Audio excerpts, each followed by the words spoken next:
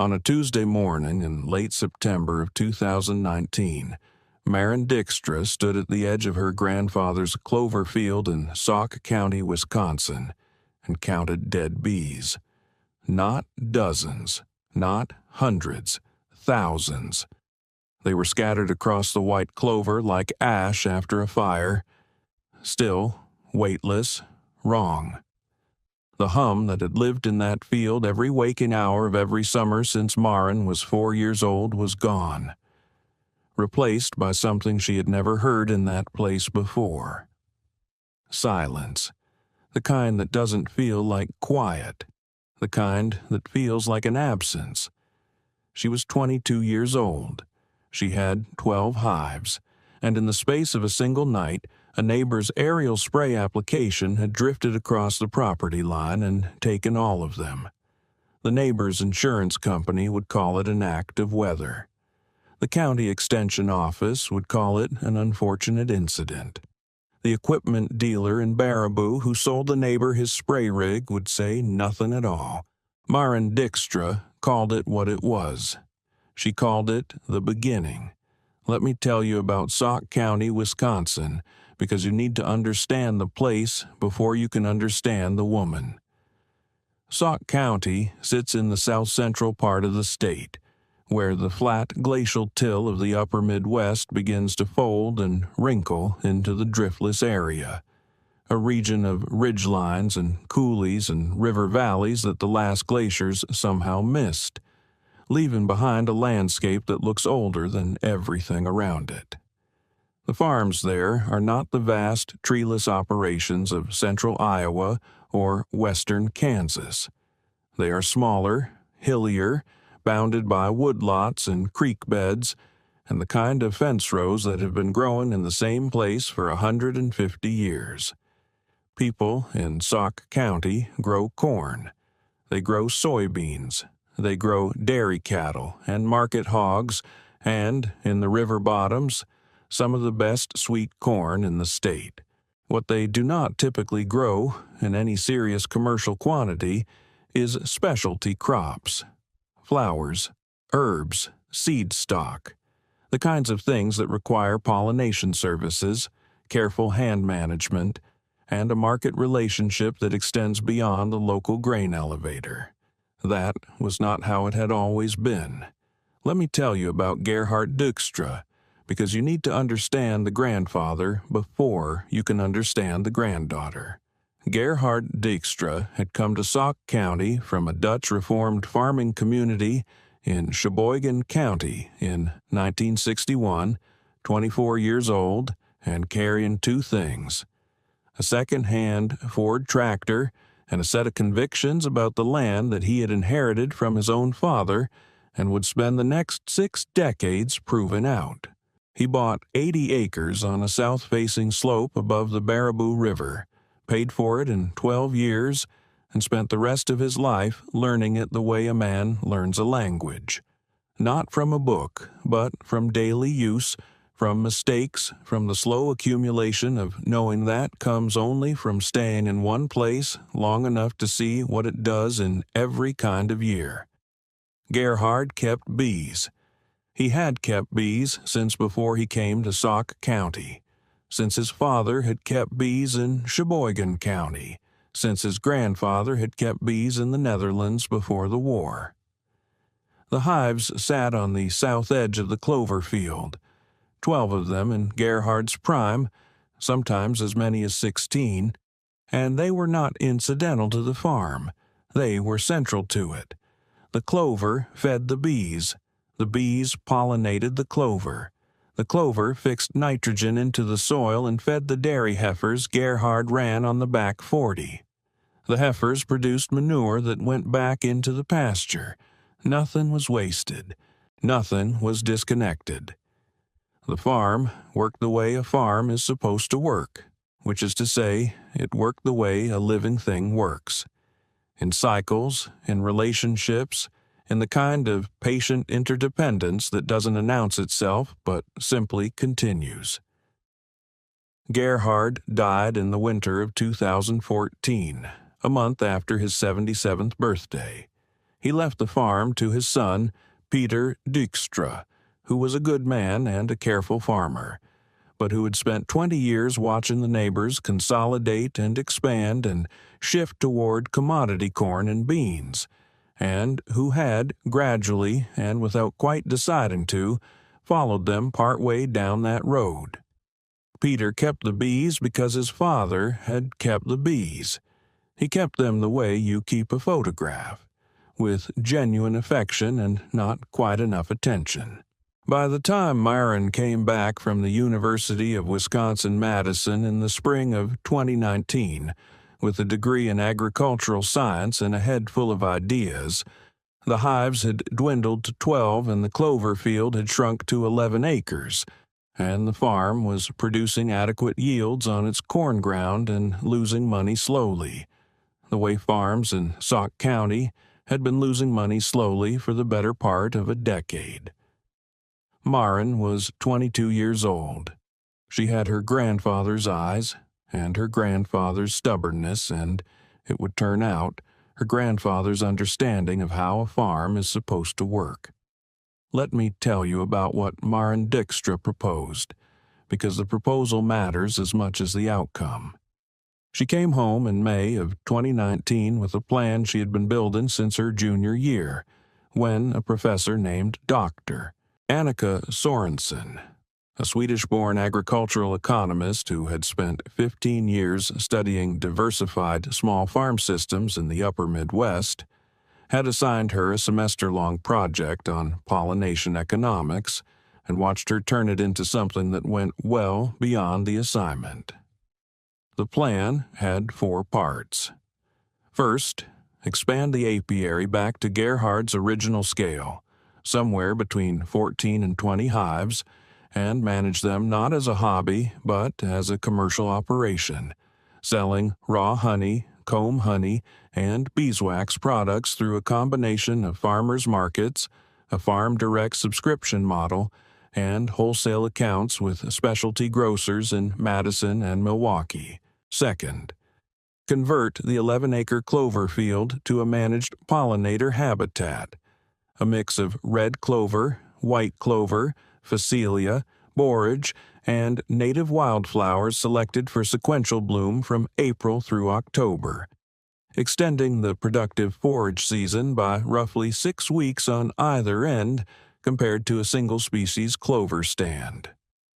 Third, offer contract pollination services to specialty crop growers in the county, the market gardeners, the orchard operators, the seed producers, who were currently renting hives from a commercial beekeeper in Portage who charged $220 per hive per season and delivered them late and picked them up early. Fourth, use the apiary as a demonstration site for what Dr. Sorensen called integrated pollinator management, the practice of designing a farm's cropping system around pollinator health rather than treating pollinators as a service you purchase when you need it and ignore when you don't. Let me tell you about the science, because the science is the reason this story exists and it deserves more than a summary. A honeybee colony at peak summer strength contains between 40 and 60,000 individual workers.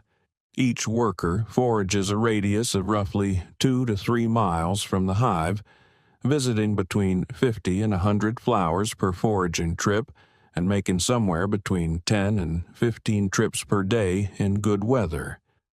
A single strong hive, over the course of a full season, will contribute to the pollination of somewhere between 2 and 4 million individual flowers.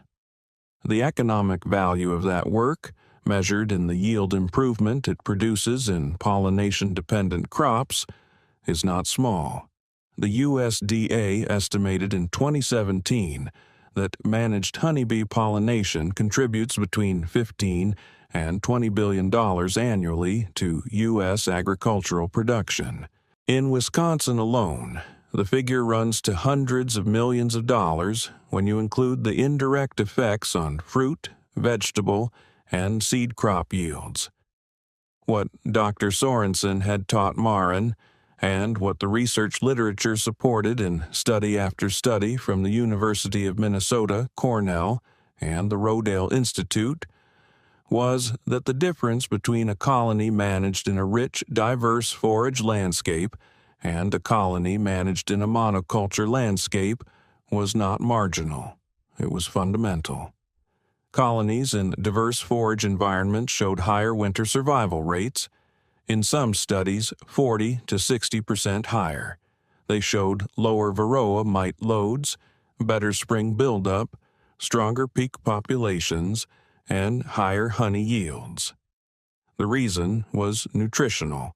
A bee colony fed exclusively on a single pollen source, say a field of commodity corn, which produces pollen but no nectar, or a field of soybeans which produces minimal quantities of both, is the equivalent of a human being fed exclusively on white rice. It survives. It does not thrive. A colony with access to 12 or 15 different flowering species across a full season has a nutritional profile closer to a varied diet.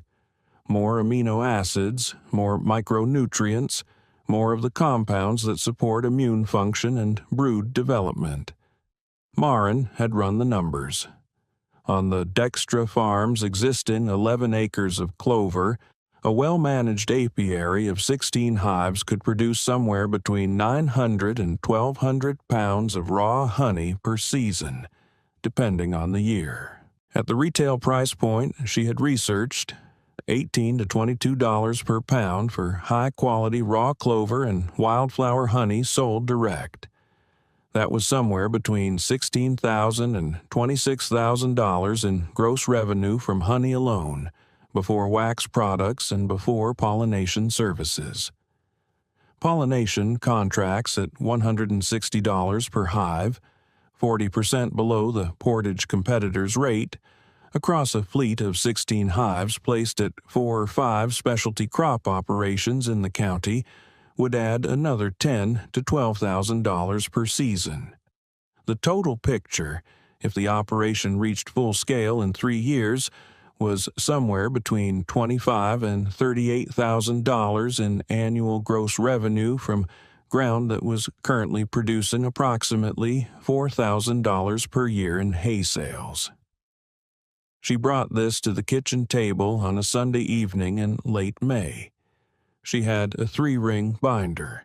She had printed the relevant studies from Dr. Sorensen's syllabus.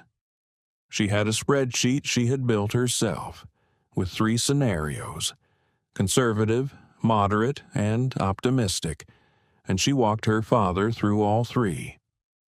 Peter Dijkstra listened. He was a quiet man, her father, the kind of man who processes things slowly and thoroughly and arrives at conclusions that tend to hold. He listened to all of it. He looked at the spreadsheet. He looked at the studies. He looked at his daughter, who was sitting across the kitchen table from him, with the same expression his father had worn when he was explaining something he already knew was true and was waiting for the rest of the world to catch up. The kitchen went quiet. Her mother, Annalisa, stopped rinsing dishes at the sink. Her younger brother, Keys, set down his fork. Peter said, "I need to think about it." Her mother, after Peter had gone to the back porch, set down the dish towel and said quietly to Marin, "He'll come around. He always does when he knows something's right. He just needs to find it himself." That was on a Sunday.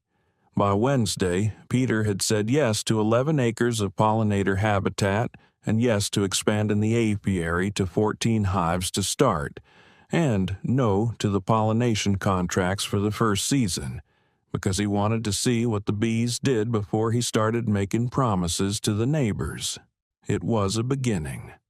Now, let me tell you about Chet Sievert, because you need to understand the man before you can understand what he said and why he said it.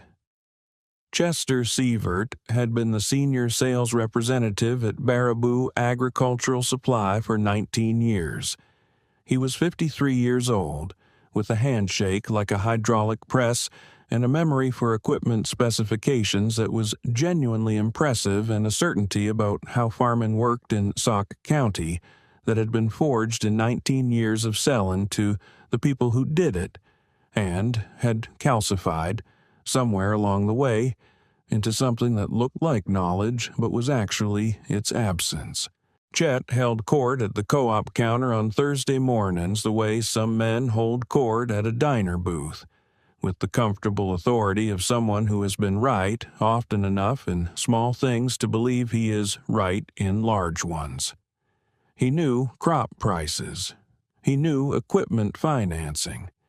He knew which seed varieties had performed in the county's soil types and which hadn't. What he did not know, and did not know he did not know, was anything about pollination economics, integrated pest management as it related to apiary operations, or the research literature on colony nutrition and forage diversity. He found out about Marin's plan the way news travels in a county of that size, through a neighbor who had been at the Dykstra place for parts pickup and had seen the binder on the kitchen table and heard enough of the conversation to get the general shape of it.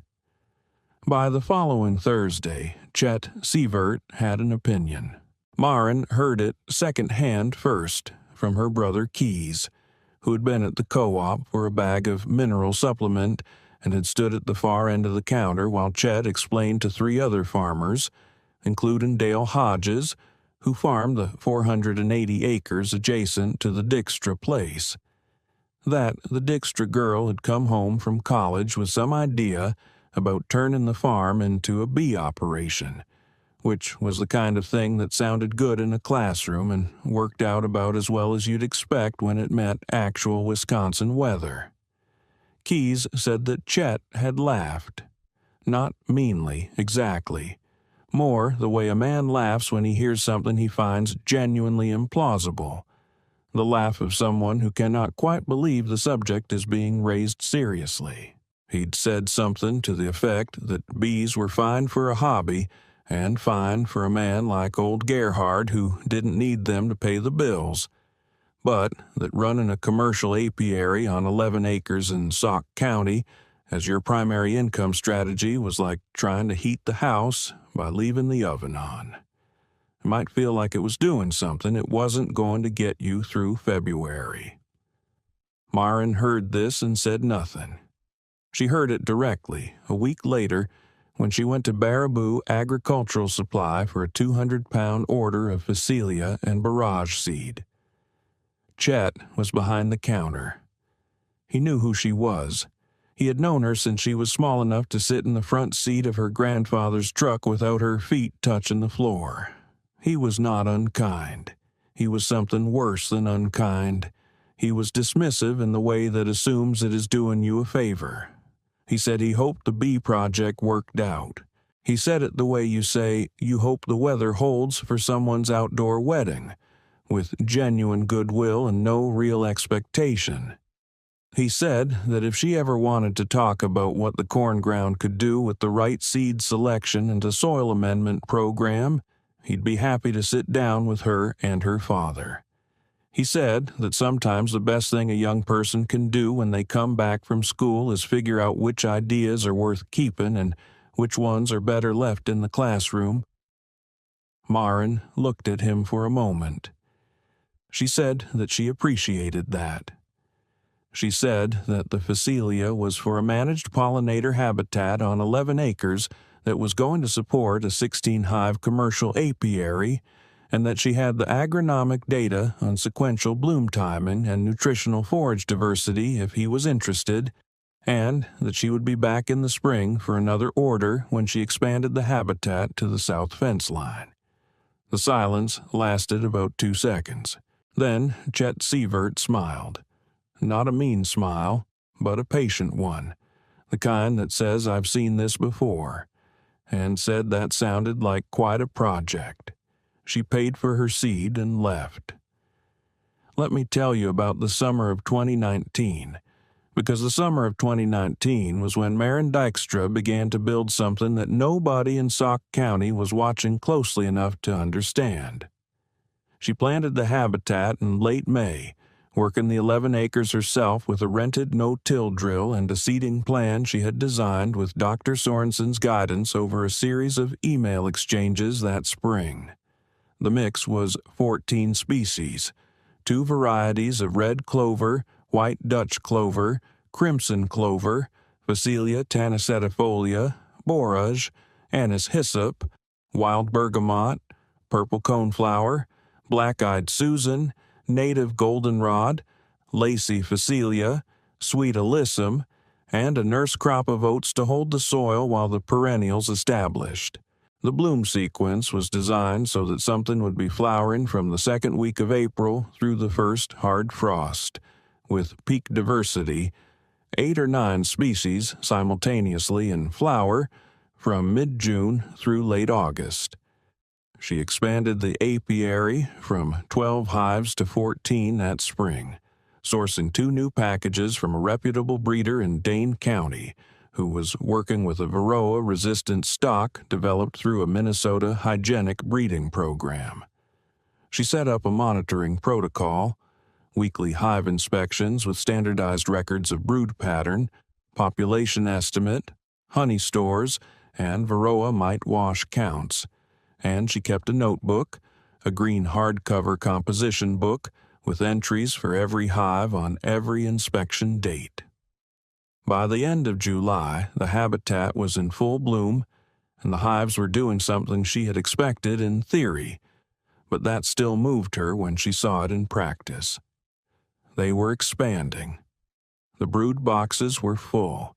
The supers were filling faster than she could pull frames. The bees were working from first light to last light, and the field, the 11 acres of clover and Phacelia and borage and goldenrod, was alive with a sound that she recognized from her earliest memories of standing next to her grandfather in that same field, watching him work a hive with his bare hands and no smoke, because he said the smoke made them nervous, and a nervous bee was a bee that wasn't working. She pulled her first honey harvest in early August, 462 pounds from 14 hives in the first partial season, which was ahead of her conservative projection and within range of her moderate one. She extracted it in the barn, using a hand crank extractor she had bought second-hand from a retiring beekeeper in Richland County, and she bottled it in glass jars with a label she had designed herself. A simple black and white drawing of a bee on a Phacelia flower. The words Dijkstra Farm Honey, Sauk County, Wisconsin, printed in plain type underneath. She sold out at the Baraboo Farmers Market in 3 weekends. The next weekend, she had a waiting list. By the end of the first season, she had sold 608 pounds of honey at an average price of $19.40 per pound, grossing just under $12,000 from honey alone. She had not yet launched the pollination services. She had not yet sold a pound of beeswax. She had not yet approached a single specialty grocer.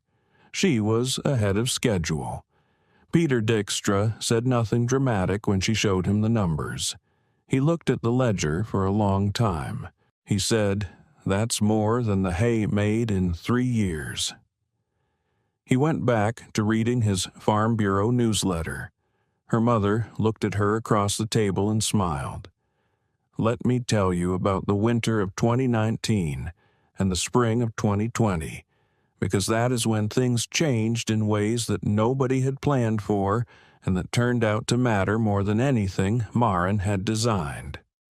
In September of 2019, the same month she was counting dead bees in the clover field, Dale Hodges, the neighbor who farmed the 480 acres adjacent to the Dijkstra place, had contracted with an aerial application service out of Portage to spray a fungicide and insecticide combination on his corn ground. The application was scheduled for the morning of September 17th. The wind that morning was out of the southwest at 12 miles an hour, gusting to 19. The label on the insecticide, a pyrethroid product called Lambda cihalothryn, specified application only when wind speeds were below 10 miles an hour. The aerial applicator flew anyway. The drift crossed the property line somewhere in the early morning hours. By the time Maren walked the field at 7:30, the bees were already dead. All 14 hives, every colony, 5 years of her grandfather's work, 2 years of her own preparation, and 1 season of proof, gone before the dew had dried.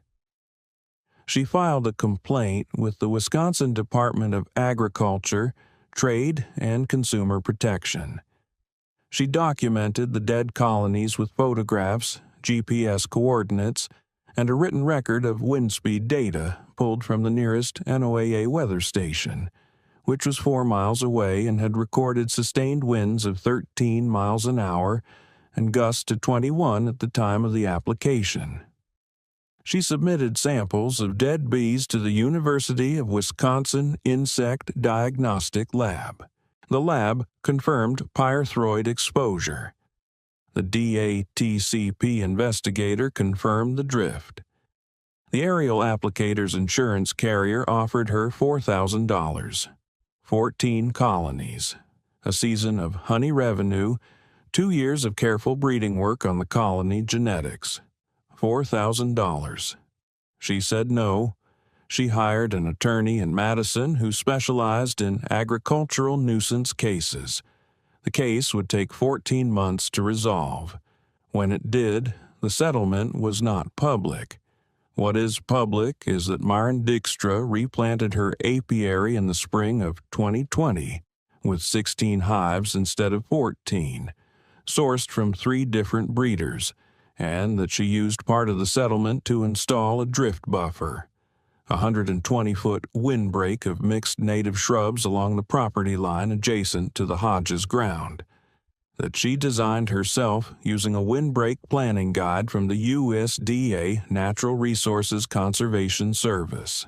She also, in the winter of 2019, while the legal process was grinding forward and the hives were empty and the field was brown and frozen, wrote a 40-page management plan for the apiary's second full season that included, for the first time, a formal pollination services contract template and a list of 8 specialty crop operations in Sauk and Richland counties that she intended to approach in the spring.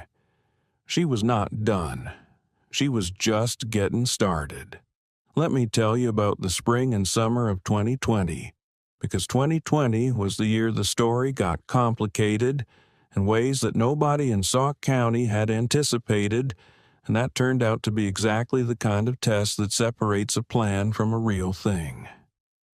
The COVID-19 pandemic disrupted the farmers market circuit in ways that hurt most small agricultural producers in Wisconsin. Markets closed or went to drive-through formats. Foot traffic collapsed.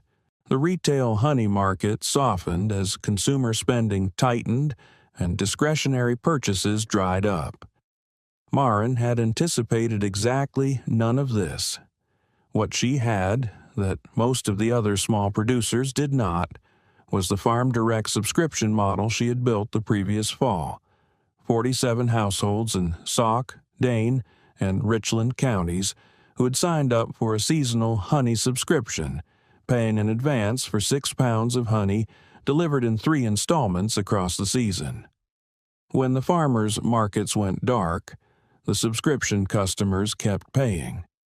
When the specialty grocers in Madison cut their specialty food orders, the subscription revenue held.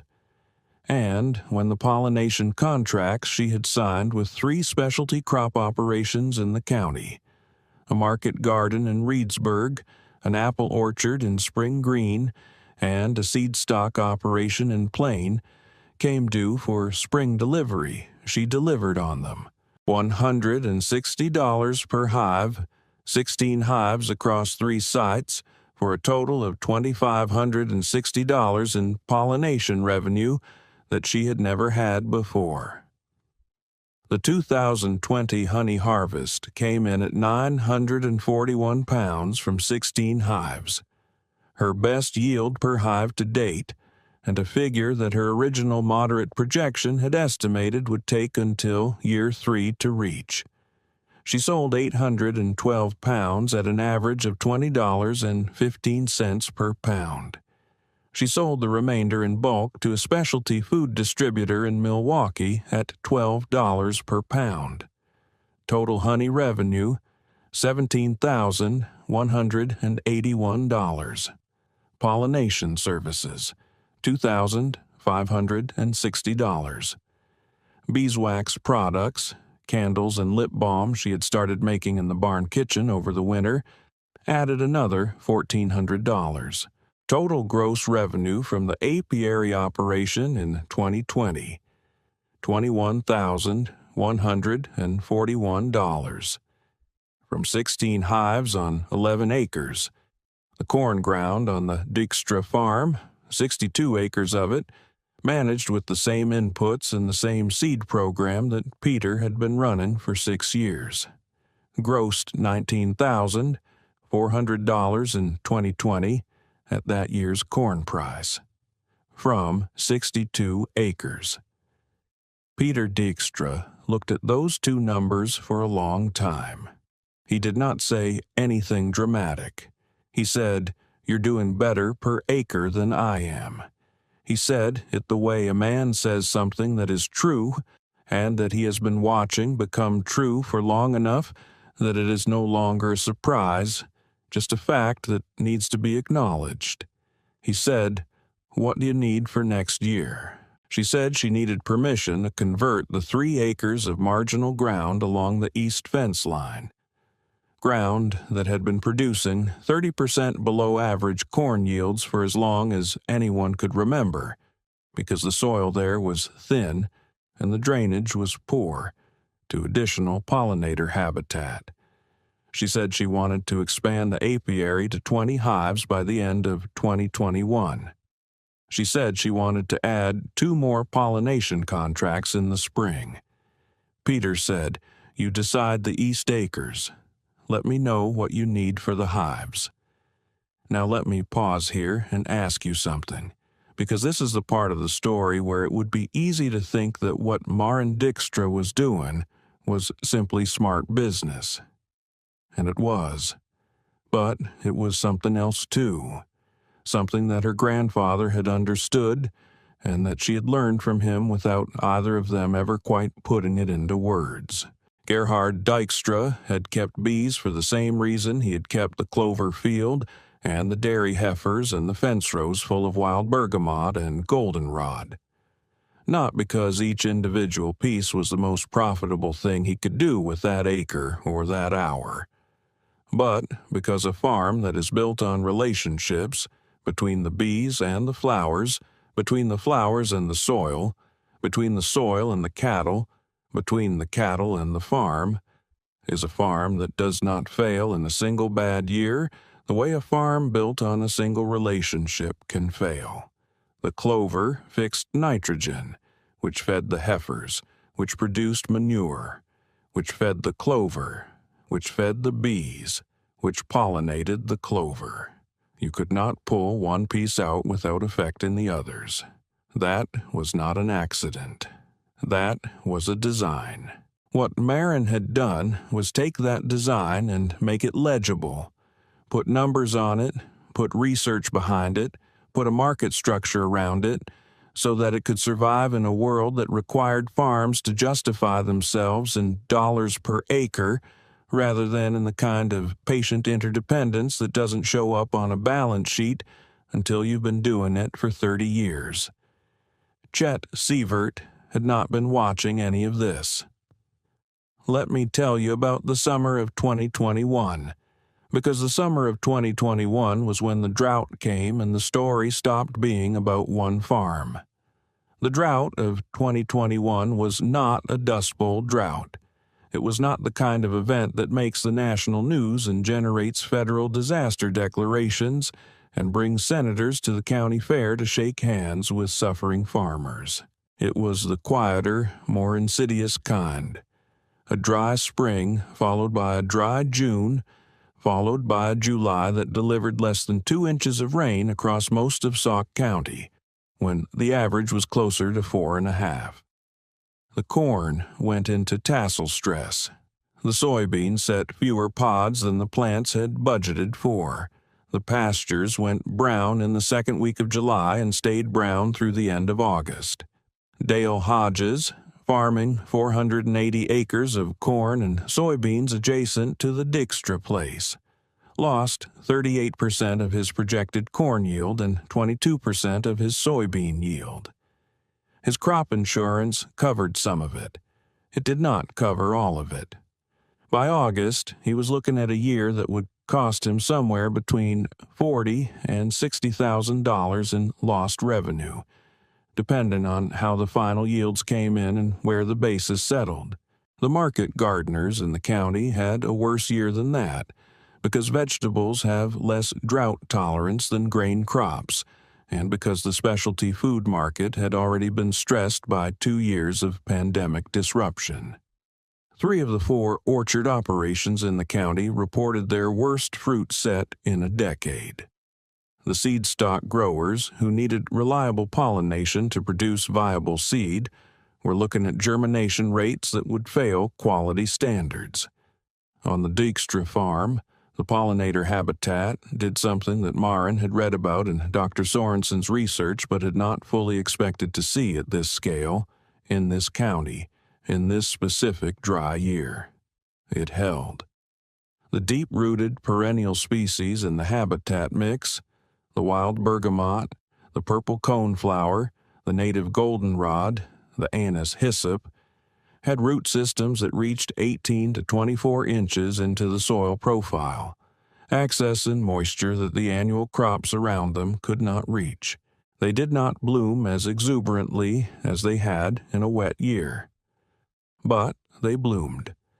The Phacelia, which is remarkably drought-tolerant for a flowering annual, held its bloom through the 3rd week of July. The red clover, cut once in late June, came back with a second growth in August when a single inch of rain fell at the end of the month. The bees never stopped working. The 2021 honey harvest was lighter than 2020, 803 pounds from 20 hives, down from 941 the year before.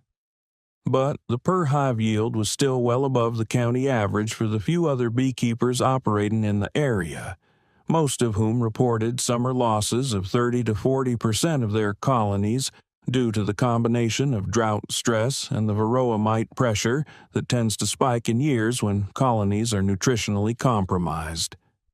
Maren lost 2 hives in 2021, 2 out of 20, a 10% loss in a year when the county average was somewhere between 30 and 40%. The pollination contracts told the story more clearly than the honey numbers.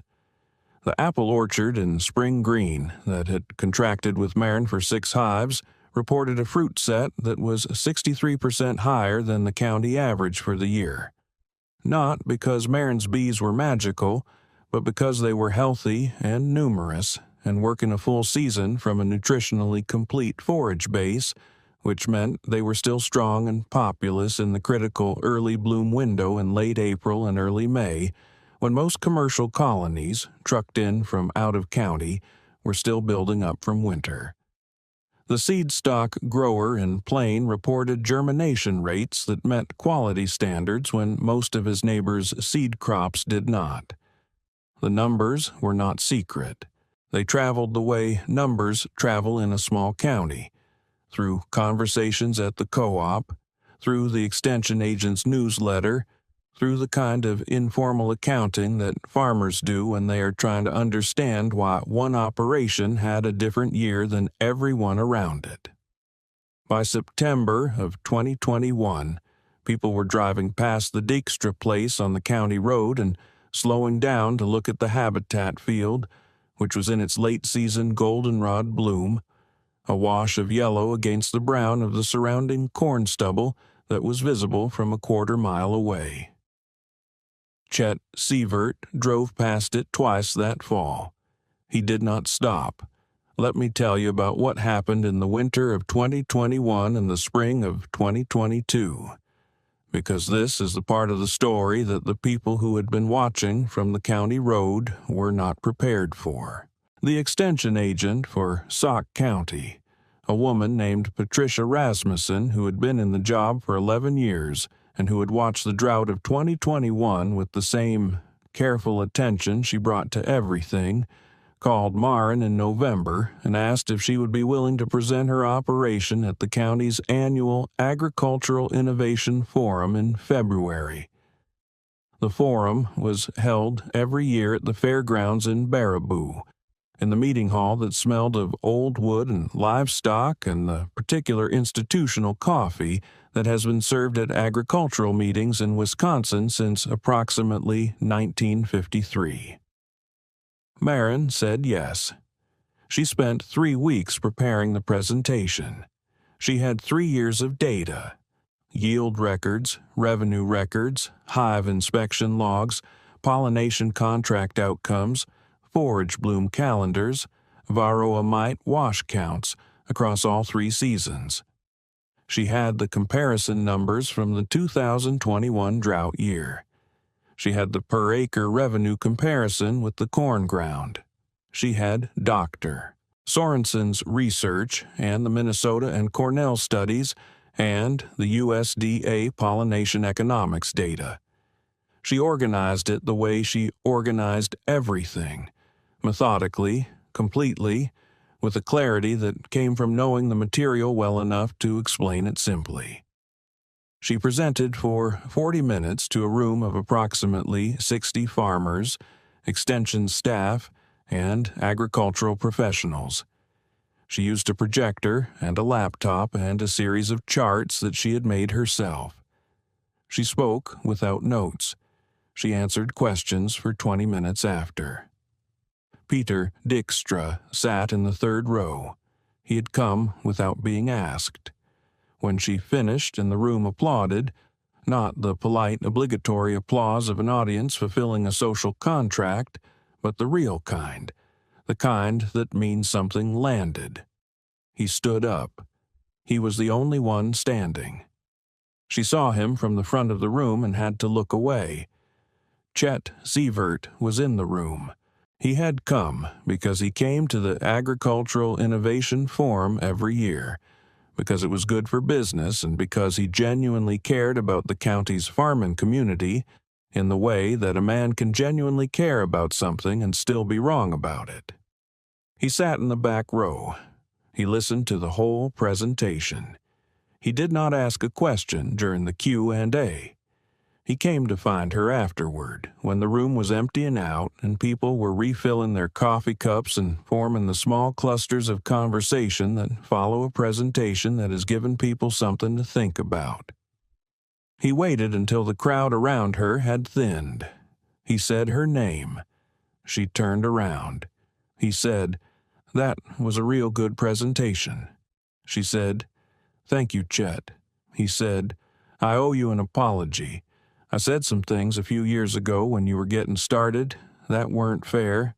I said it sounded like something that worked better in a classroom than on a real farm." She looked at him for a moment. She said, "You said it was like trying to heat the house by leaving the oven on." He had the decency to look uncomfortable. He said, "I did say that." She said, "I'm not angry about it. But I want you to understand something because I think you're a person who actually cares about what happens to farms in this county. The lesson isn't that bees are better than corn. The lesson is that any farm that depends on a single thing, a single crop, a single market, a single good year, is a farm that needs only one bad year to fail. My grandfather knew that. He built a farm that worked in cycles, in relationships, and things that supported each other. I just put numbers on what he already knew." Chet Sievert was quiet for a moment. He said, "Your grandfather was a smart man." She said, "He was, and he kept bees." She shook his hand and went to find her father. Let me tell you about what happened after, because the story doesn't end in the meeting hall in Baraboo in February of 2022. In the spring of 2022, 4 farmers in Sauk County contacted Maren about establishing pollinator habitat on marginal ground that was underperforming in grain production.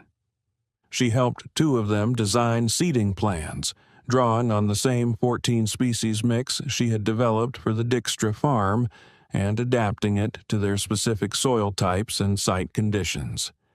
She charged nothing for the consulting. She said she'd take it in pollination contracts if they decided to add hives. By the end of 2022, there were 3 new apiary operations in Sauk County that had started, in whole or in part, because of conversations that had begun at the Agricultural Innovation Forum. None of them were as large as the Dykstra operation. All of them were profitable in their first full season. The Dykstra Farms apiary reached 22 hives in 2022. Gross revenue from honey, beeswax products, and pollination services came in at $31,400. The 3 acres of marginal corn ground along the east fence line, now in its second year of pollinator habitat, was producing habitat value that Maren was beginning to quantify in terms of colony performance metrics. The hives nearest the east fence consistently showed higher honey yields and lower varroa counts than the hives on the opposite side of the property. Peter Dykstra, at the end of the 2022 season, told her he was thinking about converting another 8 acres of the least productive corn ground to pollinator habitat. He said he wanted her to design it. She said she would. Dale Hodges, the neighbor whose spray drift had killed her first 14 colonies in September of 2019, came to the Dykstra